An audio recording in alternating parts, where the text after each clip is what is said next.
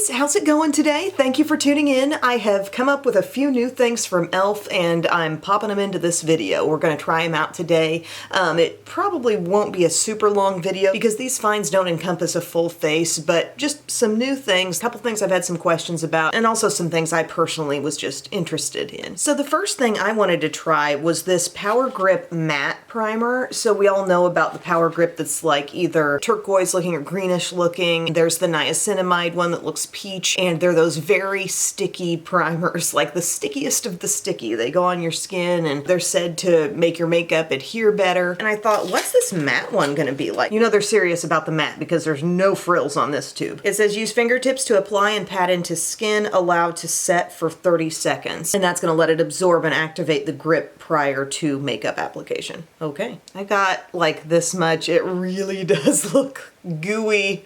Okay, and it's still kind of got that sticky feel. There's a thickness going across the skin. It's like I'm putting it on. It doesn't really want to spread, but I'm making it spread. Even though that felt like a lot, I just knew in my experience you have to have a decent amount to be able to get it to cooperate. And I saw a little before and after, and it showed like the bare face and then the girl's face once this was on. And the skin immediately did look a bit more matte. And I'm just like trying to get it off my fingers. It's just so sticky. Like it might seem maybe a hint less sticky than the original, but it's still sticky. And now I've got it on all over. Would I say my skin looks matte at all? I don't know. At this stage of the game, I wouldn't really say that, but I'm gonna give it its 30 seconds, okay? That's what they said to do. So maybe after that, I'll feel it just dry a little bit. Or what do they say it's gonna do? Activate grip. Grip, activate. And over this, maybe I'll go with an e.l.f. foundation. I could use the e.l.f. Satin Foundation. Feeling a hint less sticky as I touch my skin now. Still not sure anything's really making me go matte at this point, but all right, we'll move on. The whole story about a primer isn't necessarily just how it looks immediately on your skin, but how it interacts with the foundation that goes on top and how things wear throughout the day. I picked up this buffing foundation brush. See, I have an e.l.f. brush that's like a soft foundation-y type, but it's not called this. Like I was doing a Walmart order, I was getting some things ahead of another cheer competition weekend. We're going to Branson. This is what it looks like. Buffing foundation. This is the one that I have that I was thinking maybe it's similar. The ferrule is kind of like rounded in here. It looks like a bigger brush. This is the one called Ultimate Blending Brush. This looks more compact. Yeah, it definitely feels like a smaller brush on your skin. I feel like it could work well. Let's try it out. I'm gonna use my Soft Glam Satin Foundation from e.l.f. My shade is 25 Light Neutral. And dab it on. I always feel like I need to get some road trip snacks or just some snacks to have on hand if we've got like a hotel stay. You know, sometimes if you get good snacks, if you get snacks they're actually gonna want, you can lessen the amount of needs at a gas station every time you have to stop. So I've got this dabbed around. I'm gonna try the new foundation brush. Feels like there's quite a bit of mobility in those bristles, you know? It's not incredibly stiff, is what I'm trying to say. And we know this foundation does carry kind of a natural satin finish. So it's not like we're gonna look at the skin and be like, oh, because I put that matte primer on, now I expect to look fully matte. No, this is gonna have that satin finish regardless because that's just what the formula of this foundation is made of. But I'm just interested to see if I get really nice staying power all day with the combination of the two products. The brush is kind of a like, not a love. I've really gotten used to the stiffness that's in the Profusion buffing brush, and size-wise, you know, they're not too far off. This one seems like the bristles almost look a bit more puffy, but I don't know, there's quite a bit of movement in it. I might keep it in my rotation though. It's good to have something to sort of swap out with. Here's how the skin's looking now. I feel like I'm getting the medium coverage that this product claims. Shade is really good for me. I like how looking up close, you can still kind of see the light bouncing off your skin just a little bit, but you don't feel overly tacky. So yeah, I'm gonna add in some concealer. We can do that together. You know what? I've been using so much of my e.l.f. Hydrating Camo Concealer. Let's pull in the regular version today. This is just my medium sand shade of the 16-hour Camo Concealer. And we'll just use this on the under eye. As I say, you don't need a lot. Using too much will kind of make things look a bit thick. I got a little like zit remnant there. That's why I'm hitting that zone. I'm gonna take this Sephora 71 brush to spread, and then I'm gonna bop over it with the buffing brush I've been using. Oh, the coverage of an e.l.f. Camo Concealer. You can just tell it's gonna do great. Pumped about a new eye palette I found that I've had a lot of questions about. Been meaning to get it, but like just hadn't put an order in, thinking I'd need to order it online. I checked when I was doing this Walmart order. I'm like, it's at the Walmart store. And if I order online, I don't have to mess with this whole situation where they've got all the makeup locked up and I've got to stand around and wait for somebody to come open it. And then Mom said when she was there, like they won't even let you reach in and take out your thing. Like you have to tell them the name and the shade, and it's just very tedious, it seems like. Like, how does one just browse? I've got that blended in. This was good. This feels very right. You know, it feels like the end of the Duo Complexion brush. Dabbing in that concealer. I'm really fully covered where I want to be now. Okay. Then I was able to find the Halo Glow Powder Filter Pressed Powder. Light, buildable coverage, soft focus glow. Gently press powder into skin using the included puff. Can be worn alone or used to set and refresh makeup. I'm not going to use this on the under eye. I feel like I have a shade that's going to mesh well with my overall skin tone though. I got it in light neutral. Okay, so we'll get to that, but I'll first just set with some Halo Glow. Just because I want to be extra brightened on that under eye. I have this in the shade Light Pink. I love the little sifter slider. And e.l.f. Pinky Puff. Get right in there. Setting, brightening. I know I got excess to dust away, but it'll be fine. Now I'm taking my Morphe Under Eye Bullet Brush, and we're just kind of sweeping some of that excess. Looking really set around my T-zone and my under eye right now. So that's good. I'm very pleased with the complexion at this point. And I do want to talk prices for a minute. Remind you guys what this stuff actually cost. Because something I think we've all really agreed on is e.l.f. is a brand that's really kept a good portion of their line, I think really fairly priced, and then some newer things, some newer kind of innovative things maybe have gotten a little bit higher, but I just wanted you to know. Okay, the brush was $7. I think that's a pretty fair price for a brush. $10 on this primer, and this powder was $14. Okay, I consider that a pretty significant price tag for a drugstore product. We can lift up here and see there's a mirror. And there's also a little puff, kind of like an old school puff that you would find in a CoverGirl clean pressed powder. But it's really soft. It's like velour on the other side. Okay, cool. I'm gonna feel the powder. It feels ultra soft. It appears like it could really build some coverage on your skin if you wanted it to. I wanna use the brush I'm used to using just to see like how it behaves. So I'm gonna take my BK Beauty 107. I'm tapping in gently. It's seeming like the feeling of Maybelline Superstay Hybrid Powder Foundation. So like don't go in with too much pressure, don't scrub because you're getting a lot. And just kind of buff. I feel like I'm gonna sneeze. Goodness gracious. Tapping in.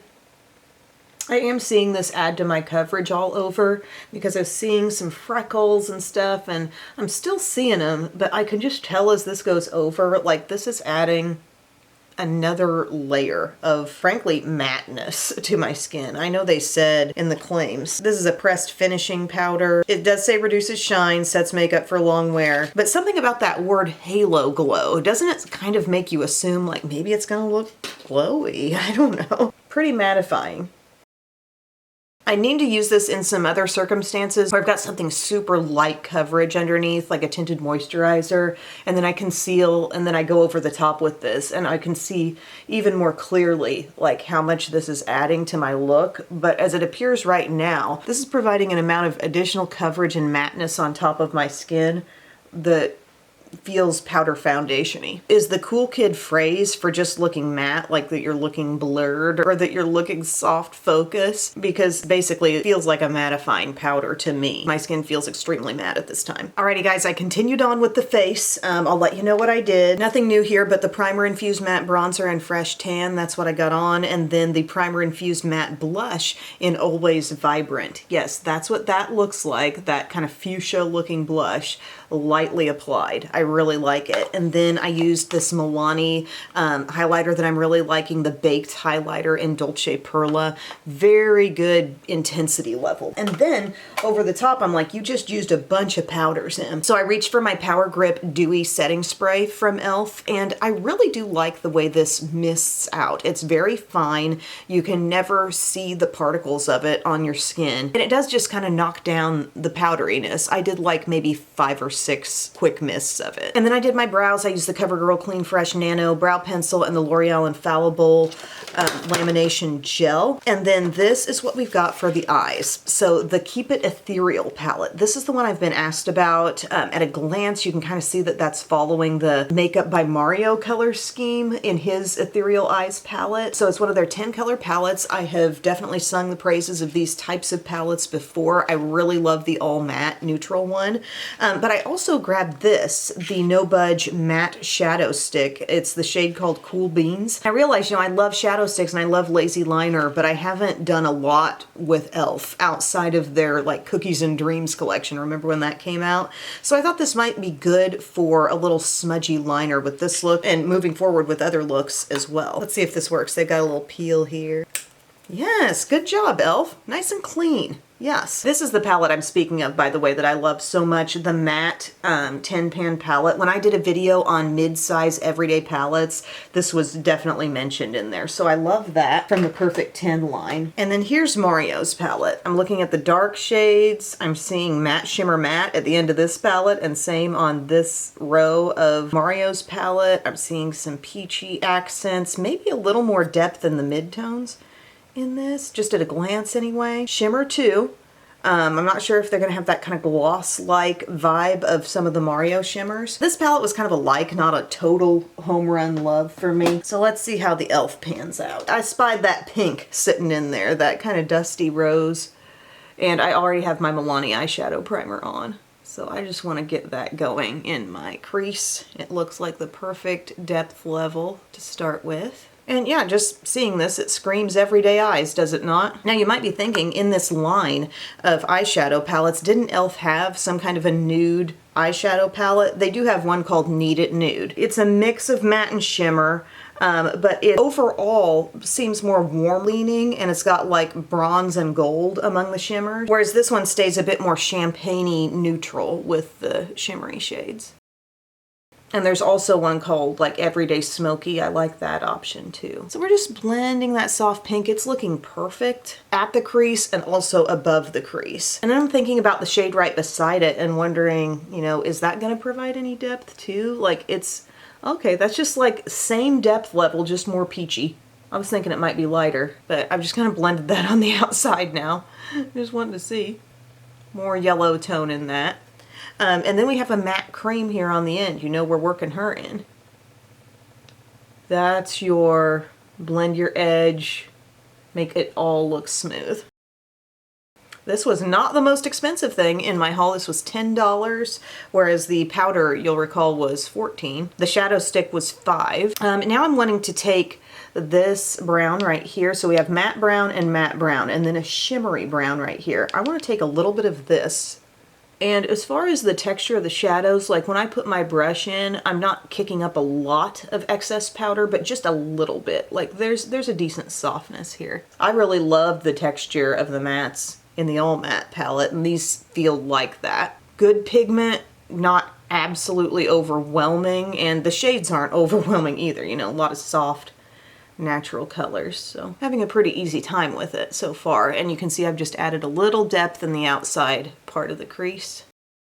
You might be like, Em, don't be putting any more dark stuff in your outer corner. We all need to see how this one applies, because this is like kind of make it or break it for the quality of this palette and whether or not I'm going to like this. We have to see if the deep color can hang and look true to color and be intense enough. And it looks like it is. So I call this a rich, cool brown. Outer lid, coming up to the crease. No complaints thus far, my friends. I feel like you could potentially get very smoky with the use of this shade, It's nice and dark, but it really does stay in its rich brown lane. It doesn't go to black. Some dark browns kind of walk that line. I'm gonna pick up a little bit of the shimmer that's beside it. What is that? It's looking like this, if you swatch it. Shimmery brown, mixed with maybe a little bronze. And sometimes I like to see some shimmer. Like that type of texture can help things blend out. So I'm just taking my small pointed brush with a little bit of that and see how it's kind of helping that fade. I like that method with this palette. I'm getting all over that crease area with that bronzy second to the end color.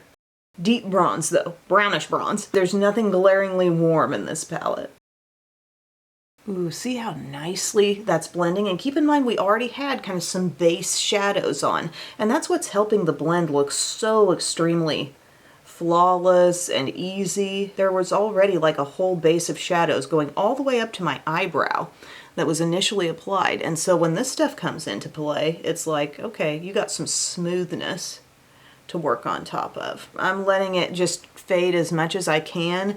If I want to reinforce some darkness, I can just go back into that matte brown, really make sure it's getting into that crease line area, into that zone. Yes. I'd like to show you what the other shimmers are made of. So we have this shimmery taupe type of color. There's that. It does not seem like it's loaded with glitter. It just seems like a very classic texture shimmer. Pretty metallic, really. And then coming this way, we have this color right here. That one feels drier to the touch and just, I wouldn't say gritty, but just drier. And that's going to be your one that's trying to mimic, I think, the wet glazy appearance that a shade or two in the Mario palette has. You see what I mean with that? Like it's kind of light catching, and in its texture it also just feels light. Then our last shimmer is right here, and that's feeling more like a classic textured shimmer, a little more product picking up, a little more feeling of creaminess as I put my finger into it, and it's really like popping off with that shimmery color, whereas this is more like a glaze, okay? I would like to see what some of that glazy shimmer looks like coming inward here on the inner part of my lid. So I'm picking it up with a smaller flat brush. I call this in my info box the Morphe small flat pointed brush because it does come to a little bit of a pointed tip. And I'm just layering this up and seeing what the effect is like. I don't think it's giving quite as much wet look as Mario's shadows gave. I'm seeing extremely fine shimmery particles up close. I'll keep working. I think this kind of shade can have a place in the palette, but it's not like my favorite color. I'm very immediately tempted to take some of the actual, like, typically textured shimmer and just roll over the top, to be honest. It's got a little more pizzazz and punch. It's just more opaque. One is sheer, one is opaque. Take your pick.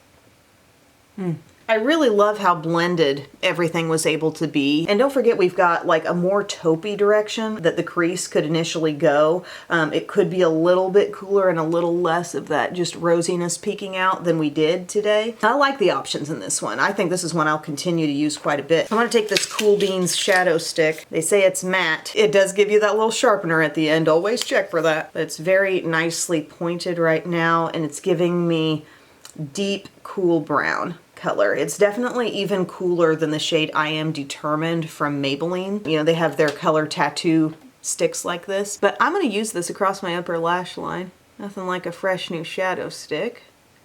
And it's going to give me, I think, a perfect smudgy liner today. And in my experience with other no budge shadow sticks from e.l.f., they do set. I mean, they are legit in that claim. Really liking how soft that is. I mean, it looks so pro is the crazy thing. It really looks like you've taken a line, you've softened it up, you've smudged it out, you've taken care to blend it into the eye look, when really no, all you've done is taken a jumbo stick across your lash line, kept it close to the lashes, and that's that. I want to see this on the lower lash line. Oh, I've been using NYX Nude Haze a decent amount. It's like Nude Haze, just a little bit darker. I don't want it to look too dark down there. That's why I'm kind of running my finger over my little smudgy line and just kind of keeping it to the outer half of my lower lash line. Okay, there's the eye look. I'm gonna finish this off and I'll be right back. All right, friends, here's where we ended it. Did you just do a brown lip? Yes, I just did a brown lip. But I put my mascara on. I used my Essence I Love Extreme Volume Mascara across the top. Cali Ray, Come Hell or High Water on the lower part. Just really liking that kind of haze of shadow that's coming up there.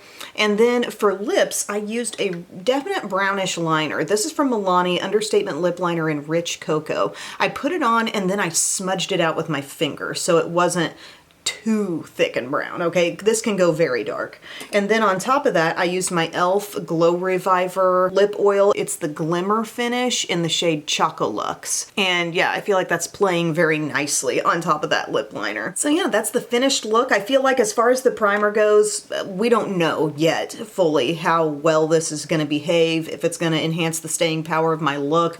I generally know what to expect with that foundation. You know, it's good staying power, but it's not highest on my list for best staying power, so maybe this will improve that today. I'll be keeping an eye on that. I do enjoy this brush. I'll keep that in my foundation brush rotation. Again, it's called Buffing Foundation and it came in at $7. This e.l.f. Halo Glow pressed powder, this is another one of those, like, gonna need to try it more and play with it some more, but it's very soft. It mattifies a lot. It's selling itself like a finishing powder, but to me it's behaving a lot like my powder foundations do. So I want to play with that some more. I want to see it on top of lighter coverage things underneath and see how much that adds, because I suspect that's really a coverage adder. And then the eye look, definitely my immediate faves of the look. I enjoy this palette. Very everyday friendly. Very similar to the vibes of that Mario palette. I wasn't gaga over that first shimmer I used on the inner lid, but I would still experiment with that maybe over top of some other things. Less trying to make it stand alone, more as a layering thing. But I really enjoy the tones. I'm in a place where I just am loving reaching for my neutral palettes, and now there's another one in that mix, and I enjoyed this with it too. If you're up for a cool brown shadow stick that's the coolest of the cool,